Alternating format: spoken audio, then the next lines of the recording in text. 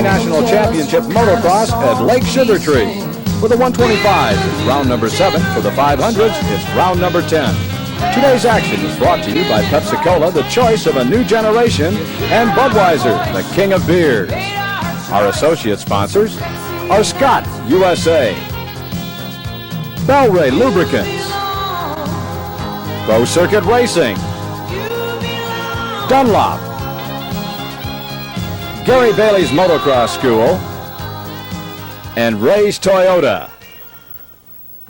Listen, folks, we got some rock'em sock'em, some frame banging, handlebar clashing motocross coming your way. Are you ready? That's the way you get some noise. That's why I got Larry Myers here, the man that brings you Moto World, and he is the host on that. We're waiting at this moment for the top 12 riders to come down here to the tower. For just a couple of minutes, we'd like to make a presentation to them.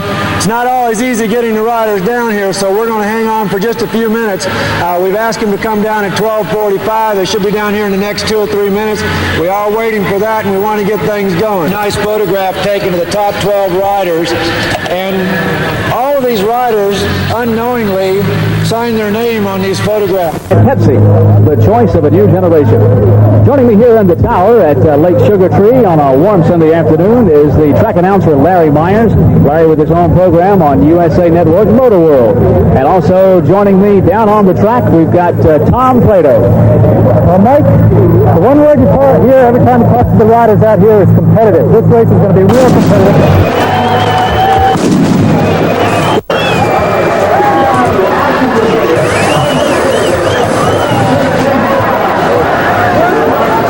In just a moment, the voice you hear will be that of track announcer Larry Myers as he takes us into the beginning of the race. Interesting start here. There's about 40 bikes lined up there, and they're all going to get the start at the same time. And it's about 50 yards and see who can make it to the end first to make that first turn. It's a big advantage to get out first here, and they'll all be looking for it. And we're off. The race is underway. We'll go to our track announcer. And the starting field for the first moto of the 125 class sweeps through corner number 1. At the rear end of the pack, picking himself up off the ground, rider number 87 is Dre Dirks. Dirks knocked off his motorcycle, is all right and back in the running. At the other end of the pack is a privateer Honda-mounted rider number 451 from Duncansville, Pennsylvania. That's Jeff Glass. Glass and Eric Kehoe swept through corner number 1 side by side. Glass pushing Kehoe off the line and emerging with a clear-cut lead. Behind Glass, it looks like Privateer City. Running in the number 2 position is Guy Cooper. Bader Manet is 3rd, Willie Surratt 4th, Rick Ryan 5th, and not until the number 6 position do we find a factory ride. That belongs to George Holland, rider number 11 for Team Suzuki.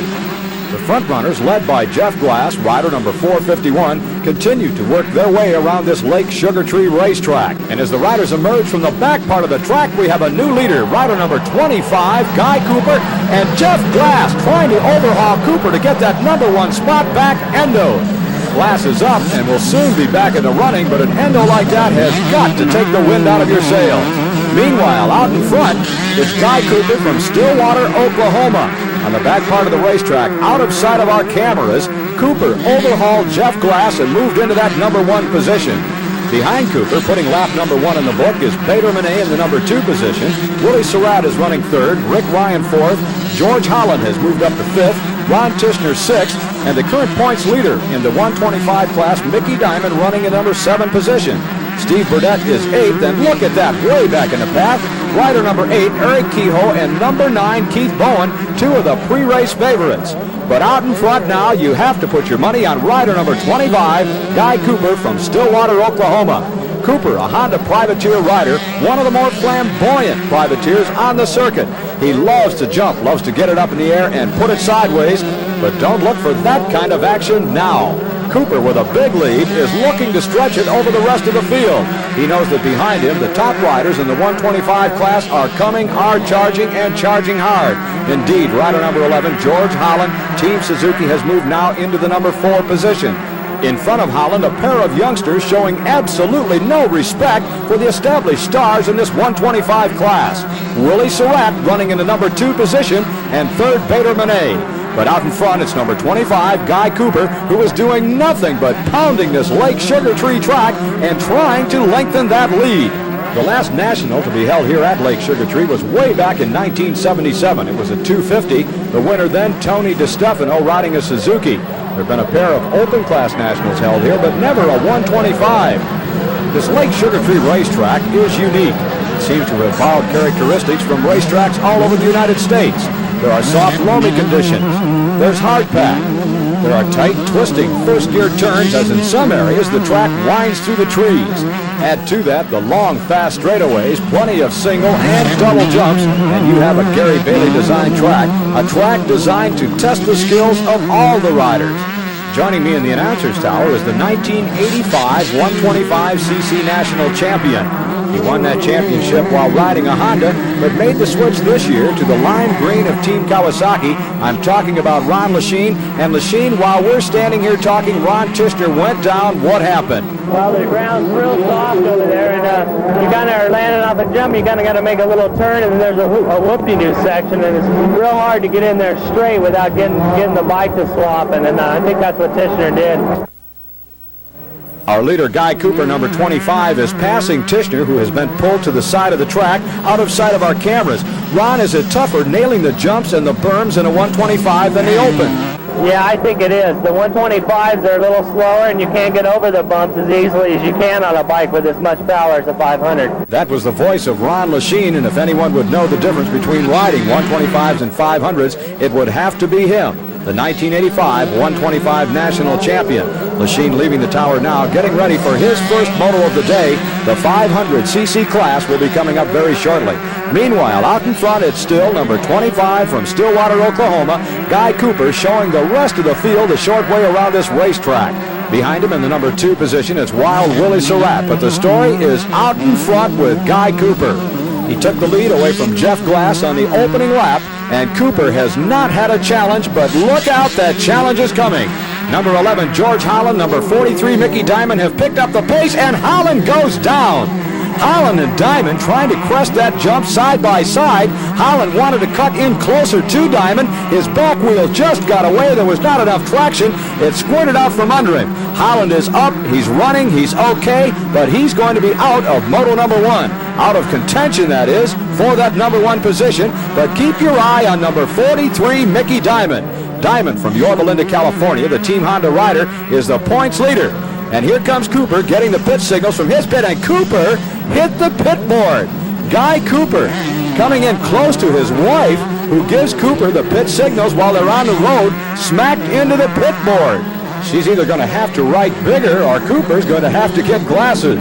Meanwhile, the field behind Cooper continues to charge. Running in third, it's still 562 Bader Monet. Fourth, Mickey Diamond. Fifth, Rick Ryan. Sixth place, the Yamaha rider, Scott Burnworth. Coming into this Axton, Virginia race, Mickey Diamond from Yorba Linda was the points leader in the 125 class. He has a pair of national wins to his credit and 254 points. Keith Bowen is in the number 2 position from Pontiac, Michigan. Bowen also with 2 national wins and 225 points. Third place, the property of Eric Kehoe, Granada Hills, California, with 224 points. George Holland is in 4th place from Kerman, California, with 200 points. And rounding out the top 5 is A.J. Whiting from Burbank, California, with 160. Cooper is down in 9th place with 123 points. And there's the pit board with a corner missing. Cooper indeed got a piece of it the last time around. From our vantage point, we can't see what that pit board said, but you can bet that it said something to the effect that Mickey Diamond is coming. Now, Willie Surratt is still running in that number 2 position, followed by Bader Monet, but right behind Monet is Mickey Diamond in 4th. Diamond, coming from well back in the pack on the first lap, has done nothing but charge and close the distance between himself and Cooper. He's gained 2 and 3 seconds every time he puts a lap in the books of this Lake Sugar Tree track. According to my calculations, when the 2-lap sign comes out, Mickey Diamond should be just about on the rear wheel of Guy Cooper. But Diamond has to get around Bader Monet, and then he'll have to go to work on rider number 230, Wild Willie Surratt from California. We've just received word that Keith Bowen from Pontiac, Michigan, the Yamaha rider, and Eric Kehoe from Granada Hills, California, the Suzuki rider, were both involved in a first-lap crash. We saw them earlier running well back in the pack. We didn't know why they were there. Now we know. When they picked themselves up off the ground, they were running dead last. They've worked their way up to mid-pack, but time is running out. They're not going to be a factor in Moto number 1 here at Lake Sugar Tree.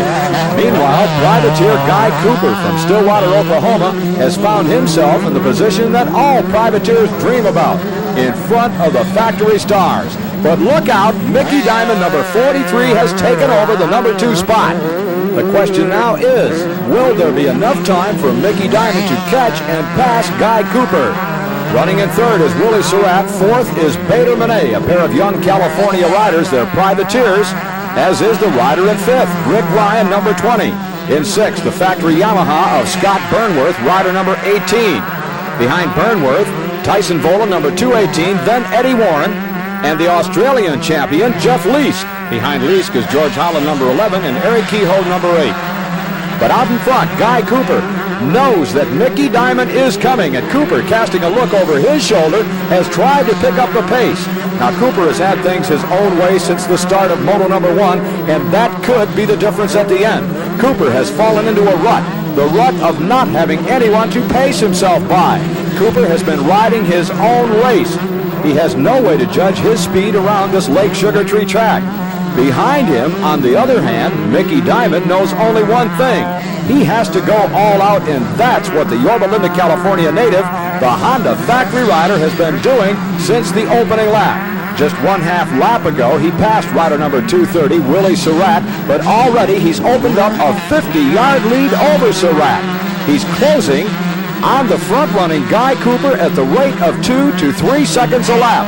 Cooper knows he's coming. There's nothing that Cooper can do about it. As Diamond gets closer to Cooper with just a couple of laps remaining, Cooper will try to pick up his pace, but he'll be in unfamiliar territory. The jumps, the doubles, the whoops that Cooper has taken at the same pace, the same rhythm, the entire moto, will now have different landing points. And that could spell trouble for the Stillwater, Oklahoma privateer. The pressure is on, but it doesn't appear to be affecting Guy Cooper, number 25.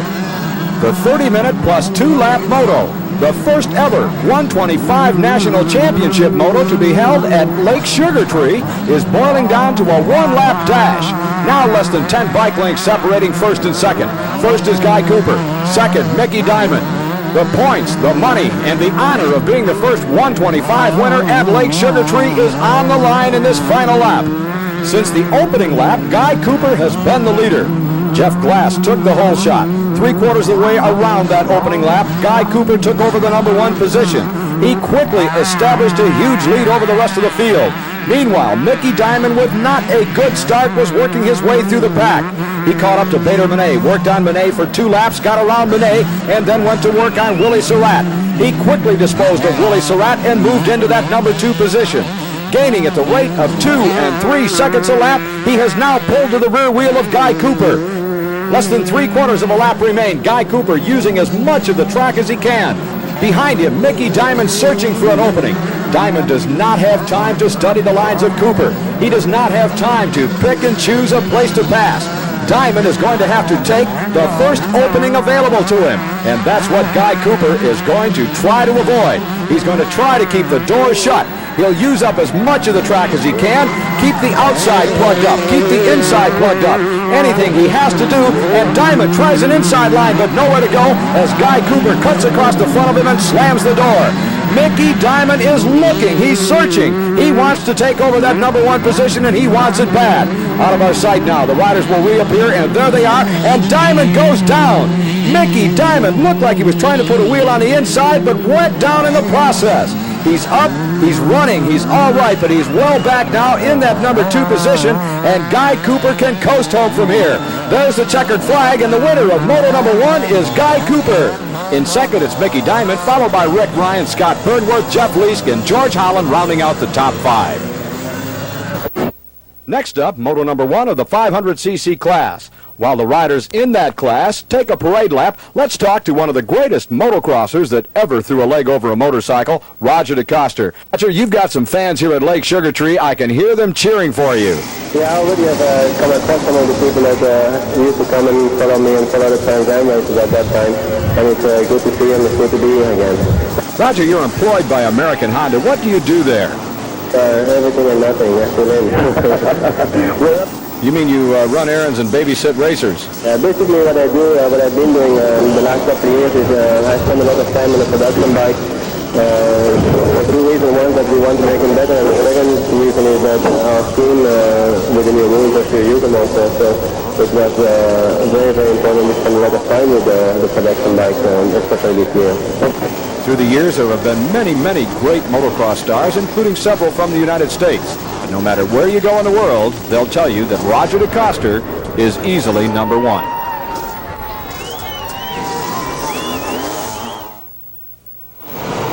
The countdown is underway, and moto number one of the 500cc class at Lake Sugar Tree, Virginia is about to get underway.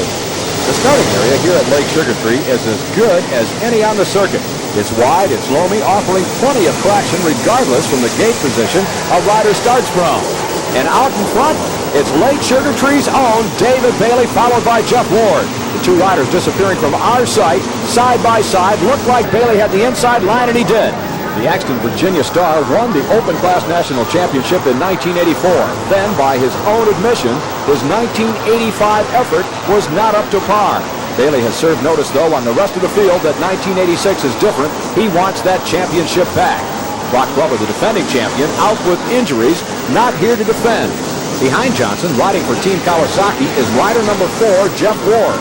Ward is followed by Tom Carson, Rick Johnson, Dennis Hawthorne, and Ron Lachine. You can bet those riders behind Bailey are watching every move that Bailey makes. They'll watch his lines in and out of the corners, off the jumps, and through the ruts. If Bailey has a home track advantage, they'll soon figure it out. These are professional racers, and it doesn't take long for them to adapt to any track or any condition. In fourth place, Rick Johnson is drawing a beat on Carson, and he makes the pass.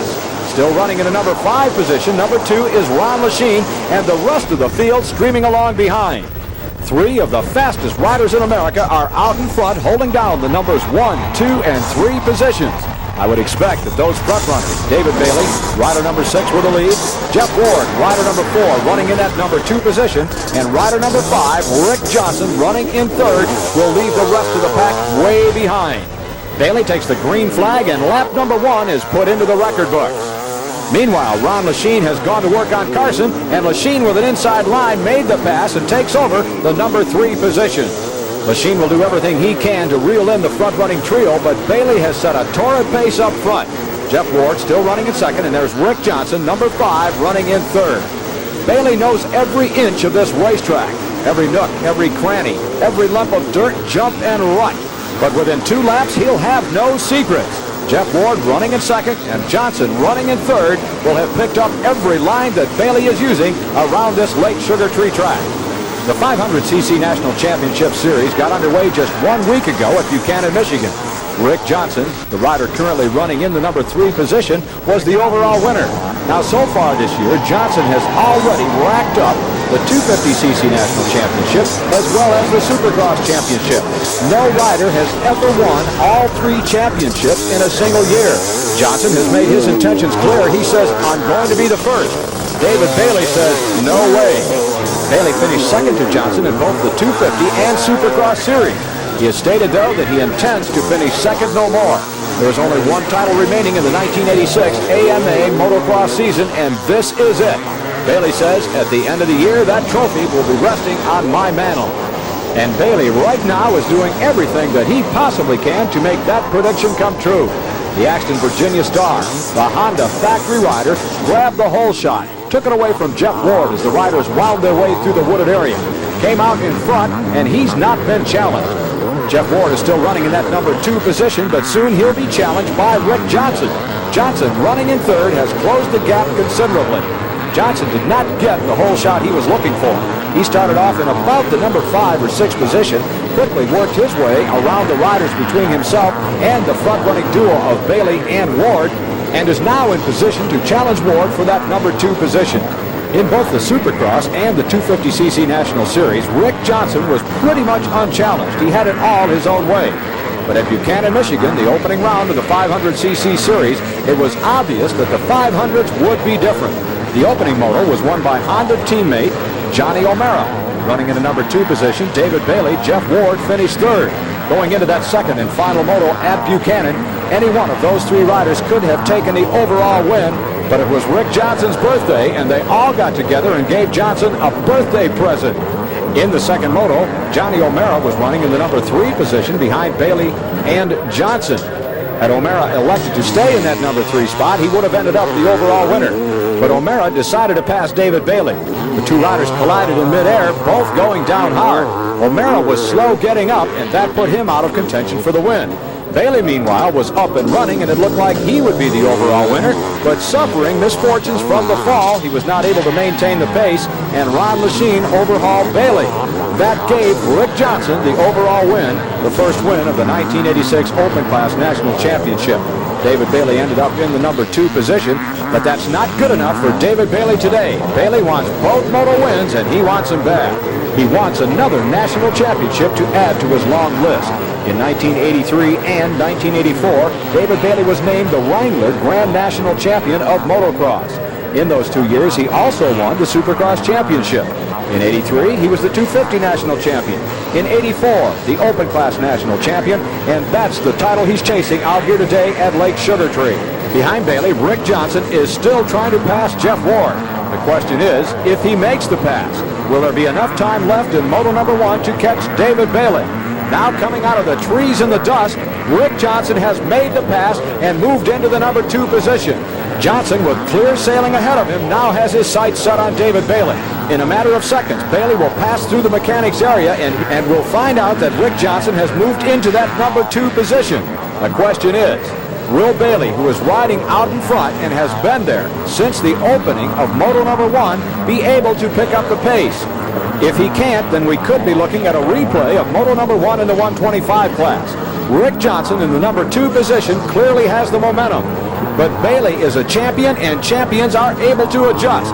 He'll have to force himself to leave it on just a little bit longer going into corners, to turn it on a little bit faster coming out of corners, and to nail the jumps just a little bit harder, and to take the whoops in groups of 3s instead of 2s. That's what Johnson is doing behind Bailey, and Bailey will have to keep pace. The fans at this Lake Sugar Tree track are going nuts and cheering on the hometown favorite. Bailey's motocross career took a big jump forward in 1978 when Bailey won an amateur national championship aboard, of all things, a Bultaco. In 1979, Bailey turned pro, still riding Bultaco. Shortly after that, Bailey went to Kawasaki, then joined Team Honda in 1982, and winning his first national championship in 1983. Since then, there have been several more, and if today's ride is any indication, another one is in the making. Still running in the number 2 position, rider number 5 from El Cajon, California, Rick Johnson. In third, number 4 on the Kawasaki, Jeff Ward out of Mission Viejo, California. But out in front, it's David Bailey showing them the short way around this Lake Sugar Tree racetrack. Rick Johnson in second, rider number 5, has not been able to close the gap. He's used every trick that he knows, but the El Cajon rider has gained absolutely nothing. He has pulled away now from Jeff Ward, running in the number 3 position, as David Bailey is starting to move through traffic. Now, traffic could be a factor in this Lake Sugar Tree race. On any racetrack, there are areas where passing is almost an impossibility. If Bailey should come upon slower riders in one of those places, then Bailey will have to follow them until he finds passing room. Johnson, on the other hand, might nail that same group out in the open with good passing room immediately. That could help Johnson close the gap. Jeff Ward, meanwhile, continues to hold down the number 3 position. Behind him in fourth, Ron Lechien has not put forth any kind of an effort to challenge Ward, and Ward seems content at this point to stay in third. When Ward was passed by Johnson, he made no effort at all to stay with the Honda rider. The temperatures here at Lake Sugar Tree are high, and heat could be a factor. However, Ward is one of the best conditioned athletes on the Pro Motocross Tour. Whatever the reason might be, Jeff Ward is running in that number 3 position, and it appears that he will stay there.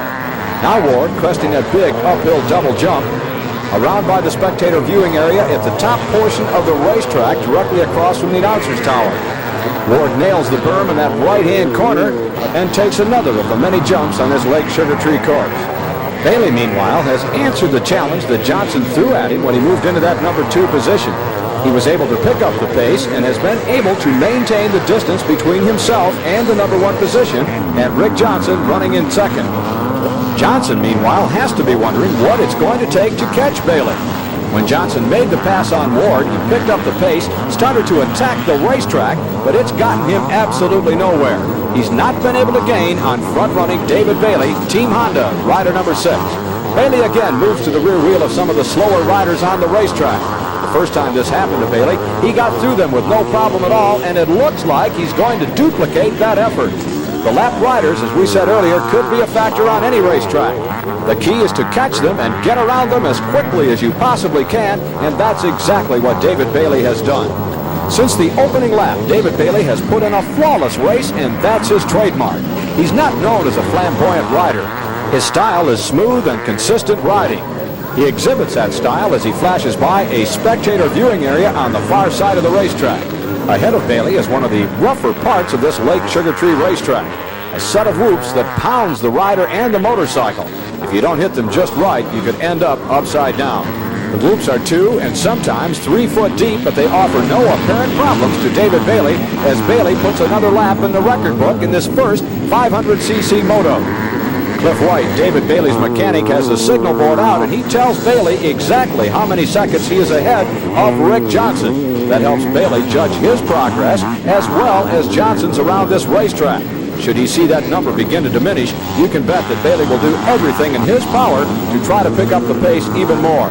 Rick Johnson has flashed through the mechanic signal area. We're looking now for Jeff Ward, and here he comes, rider number 4 from Mission Viejo, California, a member of Team Kawasaki, Jeff Ward.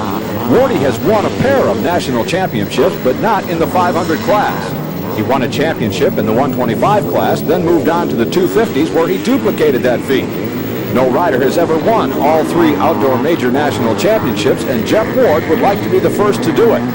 At the opening round in Buchanan, Michigan, Ward had moto finishes of 3rd and 4th, good for 4th overall. Earlier in the year, in Supercross competition, Ward was the only rider other than Johnson and Bailey to win Supercross events. In the 250 National Series, Ward was the only rider other than Rick Johnson to record a win. He did that at Denver, Colorado, the final 250 of the year. Ward has the credentials, but at this level of racing, all the top riders have credentials. Right now, the man with most of them is out in front, rider number 6, David Bailey. Running in the number 2 position is Rick Johnson, rider number 5. Here comes Johnson over the top of that double jump.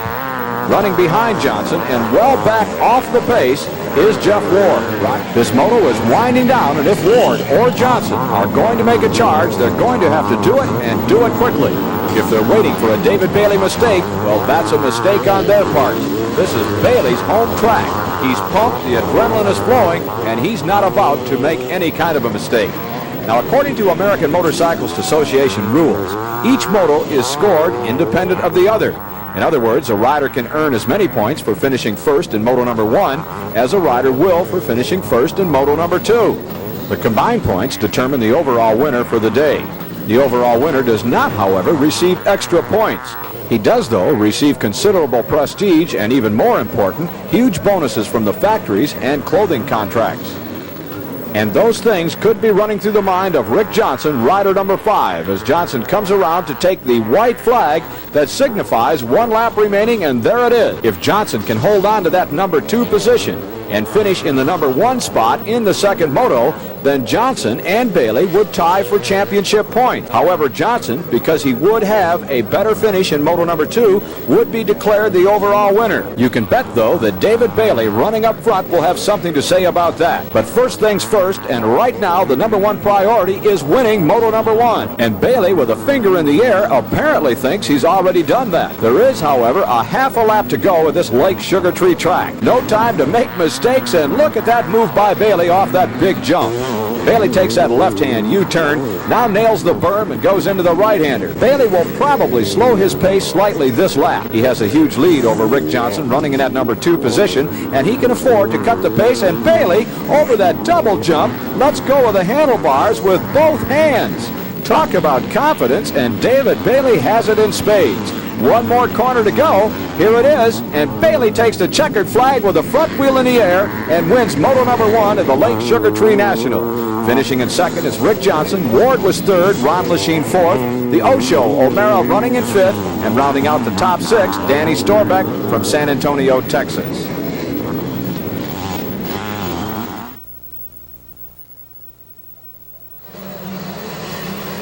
The second 125 moto is about to get underway. Guy Cooper from Stillwater, Oklahoma was the winner in moto number 1, followed across the line by series points leader Mickey Diamond. Cooper, a privateer, Diamond from Team Honda, the factory rider.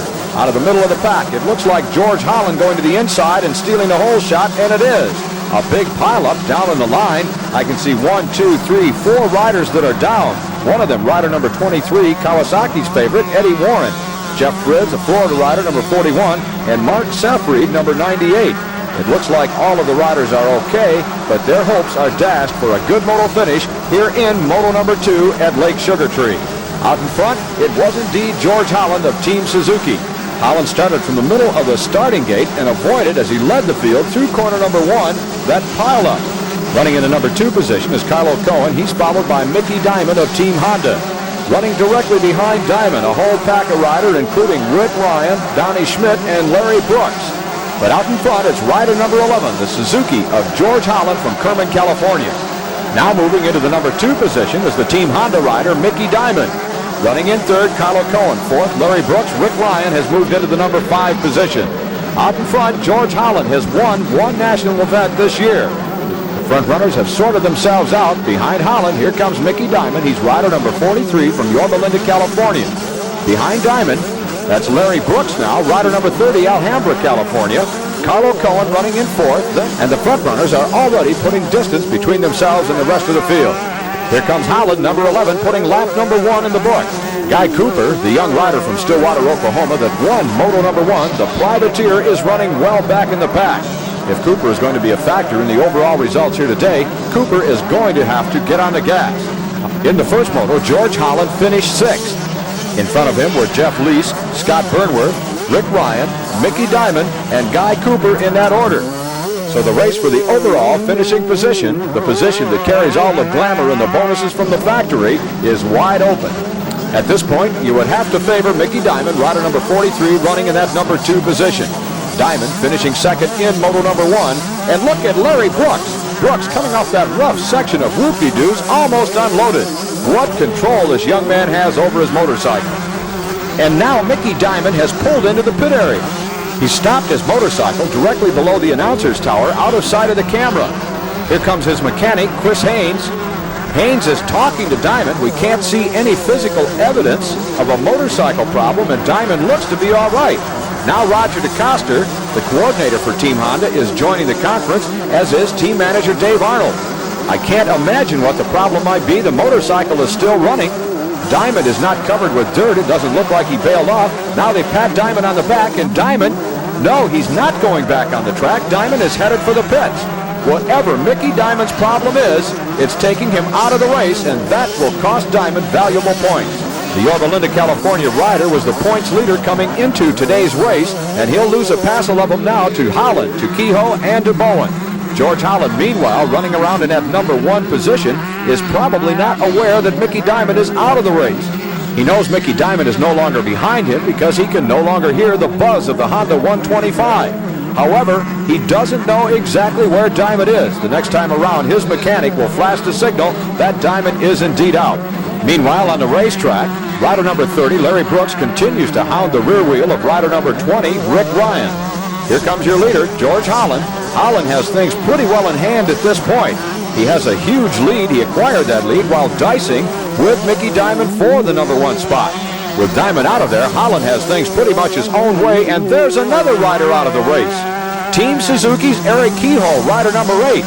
They're working on Kehoe's motorcycle, and Kehoe taking his helmet off. It appears that Kehoe is out for the afternoon.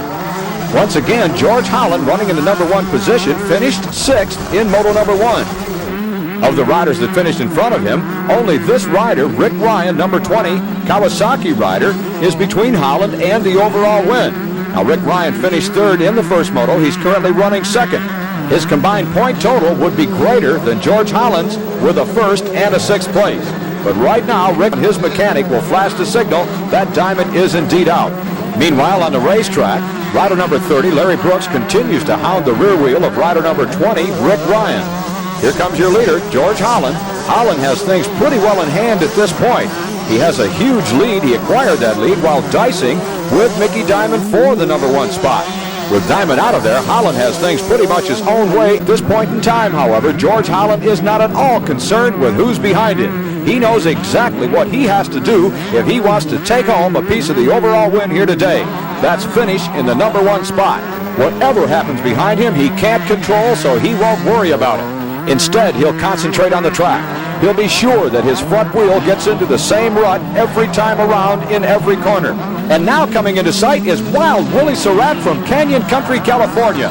The young Honda rider has moved into the number 2 position. And in third, it's Donnie Schmidt from Bloomington, Minnesota. The rough Lake Sugar Tree track has apparently claimed another victim. Rick Bryan, who was in line for the overall win, has not come around. Larry Brooks is now running 4th, and there's A.J. Whiting in 5th. George Holland, when he completes this lap, will get the checkered flag and the overall win at Lake Sugar Tree, Axton, Virginia. My guess is the young Suzuki rider doesn't even know it. For Holland, it will be national win number 2. Finishing behind Holland in moto number 2, Wild Willie Surratt in the number 2 position, Donnie Schmidt, Larry Brooks, A.J. Whiting, and rounding out the top 6, Doug Dubai. Guy Cooper, winner of moto number 1, finished in the number 8 position in the second moto. Hey, George, come on up here. Have you recovered at all yet? God, you look just terrible, guy. How do you feel? I feel really good because I got a big lead and I just started cruising, so I could have rolled all day. And it wasn't making too many mistakes, so there's no one pushing me, so I just kind of cruised and stayed smooth and didn't hardly get tired at all. Well, going into a position, considering the position you were in, you got a 6th the first moto. The only thing you could do was go as hard as you could, go for the win, and hope for some breaks behind you. But winning was the key, and that's what you did. Yeah, I'm really happy. We've been doing a lot of work. Suzuki's been trying real hard, and I've been having a lot of bad breaks, but I think we got them working pretty good, and I'm going to start winning, I think. I think so. This is your 2nd national win of the season. You won another one last year. Which one has felt best to you? I think the first one was the best because I felt it for about a week. And George, on behalf of the Baileys and all of the spectators out here, we've got a beautiful award for you. It's a little bit out of the norm, from the normal trophies that we get. These were handmade by the Bailey family. One of them was made by Gina, one by Darlene, and they're just outstanding trophies. And you earned her out here today, buddy, in all of that heat. And I think probably you should share it with me because I had to run from down there up to here, and I'm tired as hell. Congratulations. Okay, thanks. I'd like to thank Gary Bailey for the track. It was great. There wasn't one bit of dust. Most nationals you can't even see the second moto, so this was about the best track yet. Well, Gary and I did a lot of work out here last night. I wish.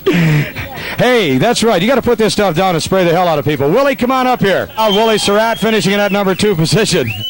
Congratulations, Willie. Thanks. Willie Surratt, ladies and gentlemen, finishing 2nd overall. How about a big round of applause? George Holland learned a long time ago about champagne, and while it's traditional, to shake it up and spray it on people, Holland found out that he liked it. So he only sprays a little bit. He's going to take it back to the pits and drink it. Congratulations. How about a round of applause for George Holland, ladies and gentlemen, the overall winner in the 125cc class. Coming up is the start of moto number 2 for the 500cc class. Most of the riders have moved themselves and their motorcycles into the starting gate area. On the left, David Bailey looks over the line he'll start from. Rick Johnson does a little preparation work in the center. And to his right, Privateer Alan King out of Troy, Michigan. At this level of competition, the riders look for every advantage they can possibly get, and there is nothing more critical than the start. With the spectators looking on, the riders are preparing the ground underneath their motorcycle. The trenches and the ruts that were dug by the 125s in the last moto from their starting positions will be filled in. The riders are looking for every bit of traction they can possibly get, and they don't want a rut that is going to send them off in the wrong direction. For the most part, the riders on the line appear to be calm and cool, but most of them have admitted at one time or another that actually they're a bundle of nerves, and well, they should be. They're talking, they're laughing, but subconsciously they're thinking of the drop of the gate, the riders on either side of them, and blasting into that first corner. Who can they trust? Who should they watch out for? Alan King is number 17. He finished 7th in moto number 1, one of the top privateers. Rick Johnson, number 5. David Bailey, number 6. That's Jeff Ward, rider number 4. Mark Murphy out of Florida is number 26. Lining up between Bailey and Ward is rider number 2, the 1985 125 national champion, Ron Lachine. And the gate drops, and moto number 2 of the 500cc class is underway.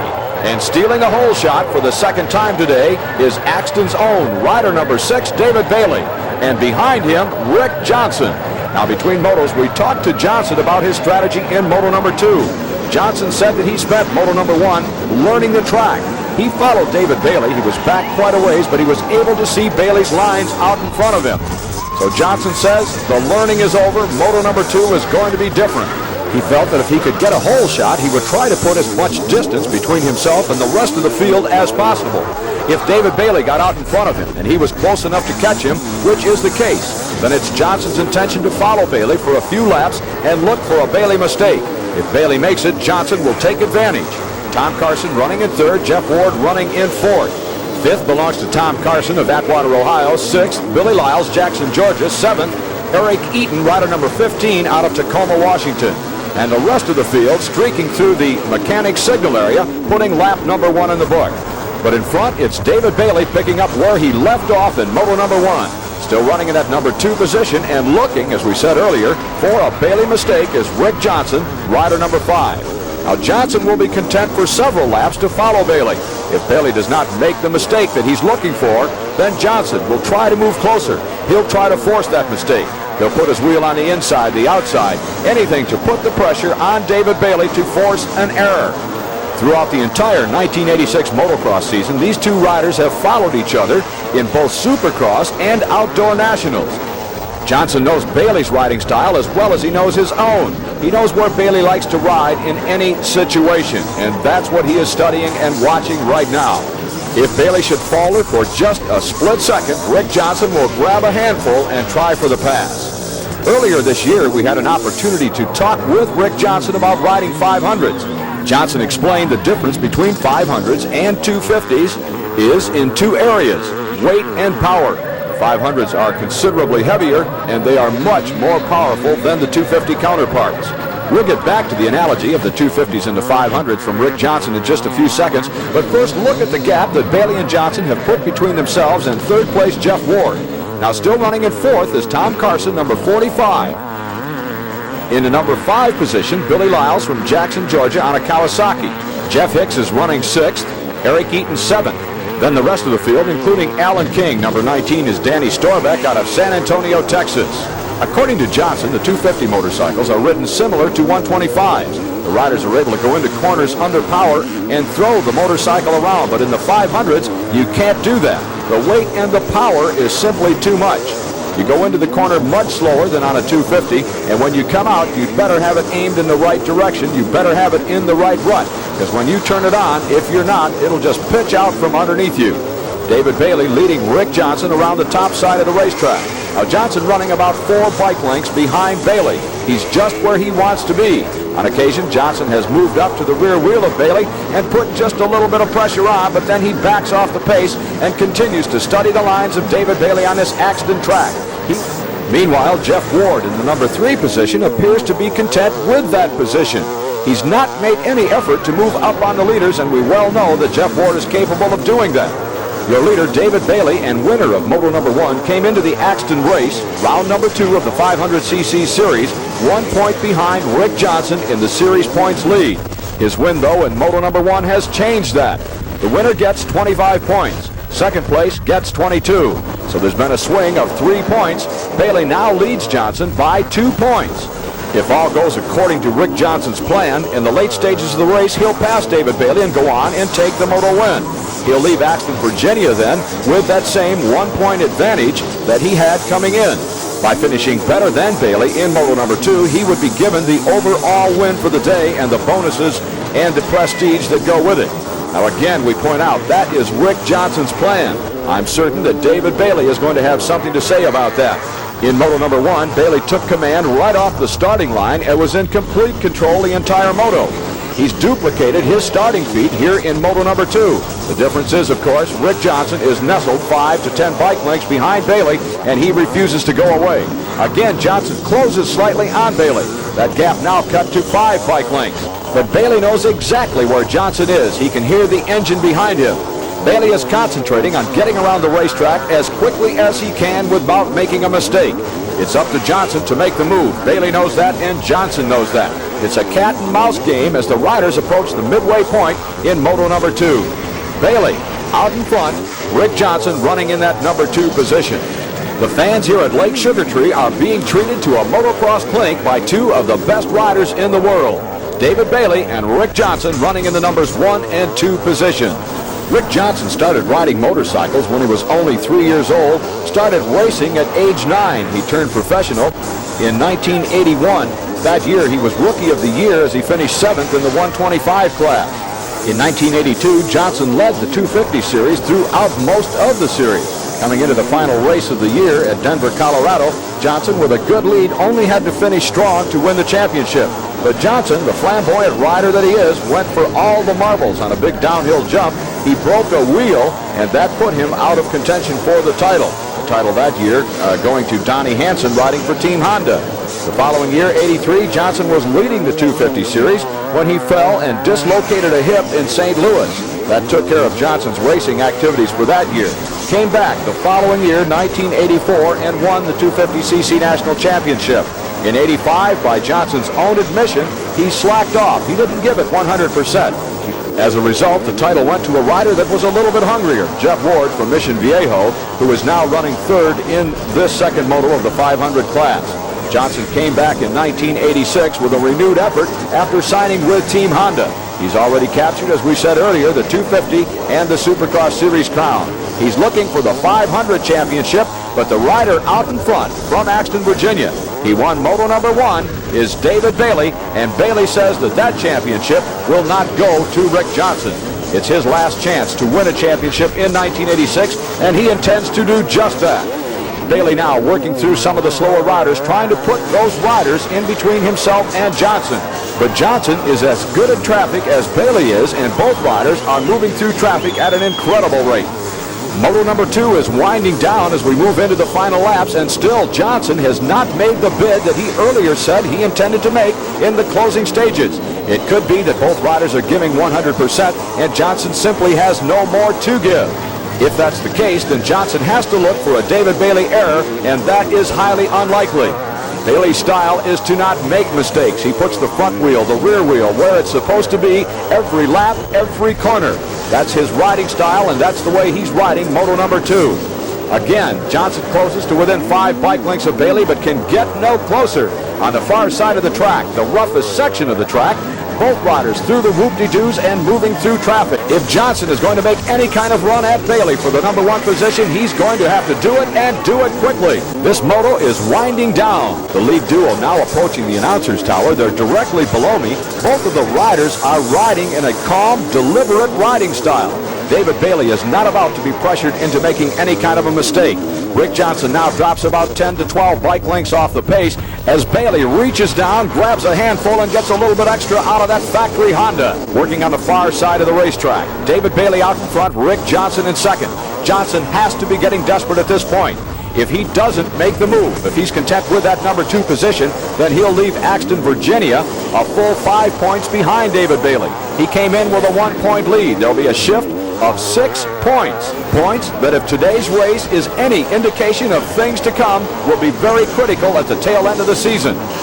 The 2-lap board is out. The next time the riders flash by the finish line, which is located directly below the announcer's tower, the white flag will be given to David Bailey. And that signifies only 1 lap remaining in this, the second moto of the 500cc class, and there it is. The white flag is out, just 1 lap to go. Johnson is giving it everything he's got, but it appears now that he's going to come up short. David Bailey is in complete control, just as he has been since the drop of the gate for Moto number 1. His racing effort today has been as close to perfect as you can possibly get.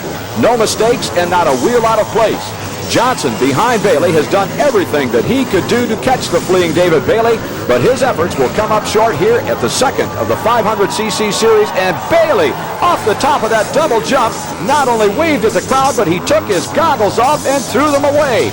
Bailey can smell the checkered flag and the overall win at Lake Sugartree, Axton, Virginia. And Bailey wins Moto number 2. Behind Bailey came Rick Johnson, Jeff Ward, and Alan King, the privateer. So David Bailey is the overall winner with a pair of moto wins.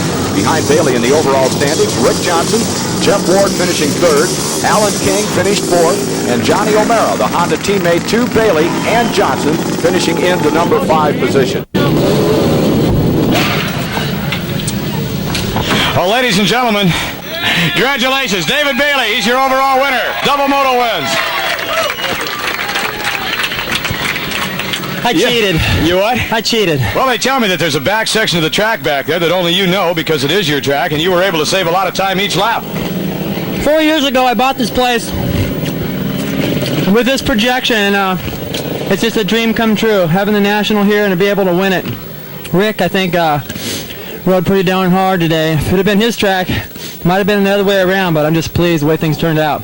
Behind you, David, you know, there's no way you can take anything from either one of the rides that the two of you put in, but behind you, in the late stages, David, I don't know if you're aware, Rick had started to close on you. He come through the mechanics area and reached up to pull off a tear-off, and he went into a tank slop and front-end wobble that really had to slow his momentum, and that was all the cushion you need. From there on, it was just kind of a walk-away. I'm sure, yeah. I was hoping he'd do something like that.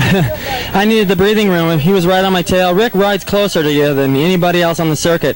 When he's behind you, you know it, and I knew it out there, and I was just trying not to lose my cool, try and hold my lines, and just go as fast as I could. And if I heard his front wheel getting too close over here on the side of me, I was just going to wick it up a little bit more.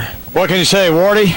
Jeff Ward ended up in the number 3 position, and the heat and everything taken into consideration, all of the rides out there today were great, but Jeff, back in that number 3 position, you had to contend with Tom Carson in the early laps. I saw you got around him once, but he showed no respect and just kind of took your front end away from you and took the lead to that number 3 spot back, and by that time you were way off the pace, and it's difficult to get back in it when those guys are going that fast. Right, you know, I felt like I could run the pace, but like you said, Carson got in my way, and I got off from behind those guys, and they just started charging. I just wasn't doing it, like, you know, like they were. And once they get out to like 10 seconds or so, with 2 people pushing like that, it's really hard to catch up. What do you do in a situation like that? Do you just say, well, I'm going to take what I can get at this point, or do you keep trying to go 110%? Well, you don't want to crash, you know. You try a couple laps going real fast, and then when you're not gaining on it, it's not too fun out there to keep going. In this heat, I don't imagine it was fun at all. No, it wasn't too bad. I felt pretty good. The heat didn't really bother me. I was just off the pace, and that was just it right there. Rick, your strategy looked like it was going to be holding up. You had said before the race that you wanted to stick a little closer to David and watch his lines and wait till the latter part of the moto. Yeah, that's what I tried to do, and the roost was so bad. It was about blasting me off the back of the bike. It was really hard to stay close. But I just tried to ride as hard as I could and try to push David into making a mistake. But, you know, this is his home track, and he's really good on it. You know, he's a good rider anywhere, but when you get someone that's outstanding everywhere else in the nation, you come to their house, you're going to have a hard time even keeping up with them. Is it true that in 1987 you're going to have a national in your backyard in El Cajon? Yeah, it'll be kind of hard. We'll have to go around the pool, and it's kind of about a 1-acre lot, but I think we can swing something. Well, we could just hire all of the California Police Department and their helicopters to provide seating room for the crowd. Yeah, I'm not taking nothing away from David. He rode really good today. It was his day. He's been pushing for a win, and he definitely deserved it today. I put up a lot of pressure. I was there pretty much the whole moto until the last 2 laps, and he didn't choke under pressure, and that's a sign of a champion. He was riding really good, and I'm just glad that I could stay that close to him. Good. Sit back down for a second. Let's go back over here and talk to Wardy just one more second. Jeff, on behalf of the promoters here, and you can go ahead and sit down because I know darn well how hot and heavy you guys must feel at this time. But on behalf of Gary and David Bailey, the promoters of this fine national, and all of the spectators out here, we want to thank you for a really fine day of racing, for coming here and bringing motocross back into Axton after an absence of 8 years. And here's a 3rd place award to take home. Jeff Ward, ladies and gentlemen, Team Kawasaki, 3rd place overall. And to Rick Johnson, the man that has a definite career in politics, he is always able to come up with that right thing to say, but I tell you what, I know the guy really well, and he's very sincere when he says all of those things. Rick, he just said I was full of beads, but that isn't what he really said. But anyhow, Rick Johnson, a tremendous ride for that number 2 position. Rick? Yeah, and also I'd just like to thank the whole Bailey family for putting up the race. Had a good time. You people should give a big round of applause for them because this is probably the best spectator track outdoor that you'll see in the whole nation. So how about a round of applause for Bailey? While we're into that, we really need to point out that one of the reasons it was so good was last night about 1:30, Ricky Johnson and I had found some problems with the track, and he and I were out there on dozers, and we straightened it all out to make it good. Right, Rick? Right, but they didn't help much. Okay. And the overall winner with a pair of moto wins, and I don't have my score sheet with me, but I'm pretty sure... I'm pretty sure that those 2 wins will give him the national championship points lead. I'd want to check that. David Bailey, ladies and gentlemen, the overall winner. David? Thanks. I just once again, Rick's been really nice. He's said a lot of things. I appreciate that. We tried really hard. Everybody put in a lot of work. All of our sponsors I want to thank, Budweiser and Pepsi especially. And, man, it's kind of a dream come true to have the race in the first place and then to win it, just icing on the cake. And I want to add, my mom made this, and she said I better win it. Of course, David said I want the water in blue, the tree. Well, get out there and spray people. Let's get all 3 of these guys up there. Jeff, how about jumping up there with them? Shots for the cameras.